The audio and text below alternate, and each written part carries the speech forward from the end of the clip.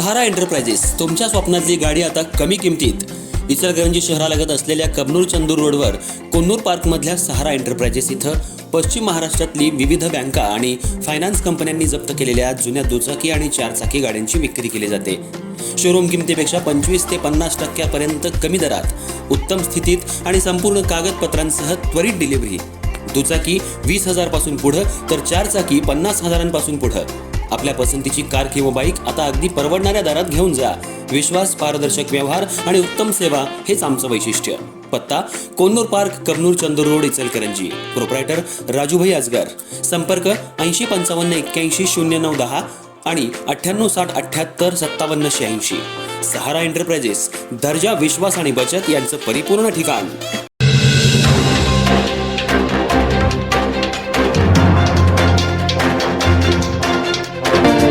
इचलकरंजी शहरात पुन्हा एकदा टोळी युद्धाचं सावट गडद होत असल्याचं चित्र निर्माण झालं असून सुरू असलेले जुने वाद आता उघडपणे हिंसाचारात बदलत आहेत. खुनी हल्ल्यांच्या घटनांमध्ये वाढ झाल्यानं नागरिकांमध्ये भीतीचं वातावरण पसरले. त्यामुळं पोलिसांसमोर कायदा आणि सुव्यवस्था राखण्याचं मोठं आव्हान उभं ठाकलंय. गेल्या आठवड्यात उमेश आरबोळे गँगनं दिगंबर माने याच्याकडे खंडणीची मागणी करत त्याच्या घरावर हल्ला चढवला. या हल्ल्यानंतर परिसरात मोठ्या प्रमाणात दहशत निर्माण करत या गँगनं परिसरातल्या 8 ते 10 वाहनांची तोडफोड करून मोठं नुकसान केलं.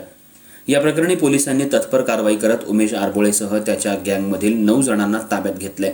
दरम्यान या घटनेमागे जुना वाद असल्याची चर्चा समोर येत असून हल्ल्याच्या काही दिवसांपूर्वी दिगंबर माने याच्या समर्थकांनी आरबोळे गँगमधील एकाच्या घरी जाऊन धमकी दिली होती.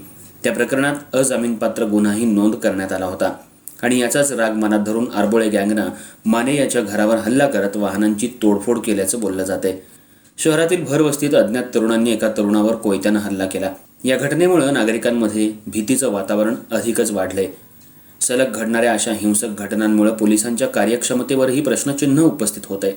दरम्यान इचलकरंजी ही वस्त्रनगरी म्हणून आपण ओळखतो.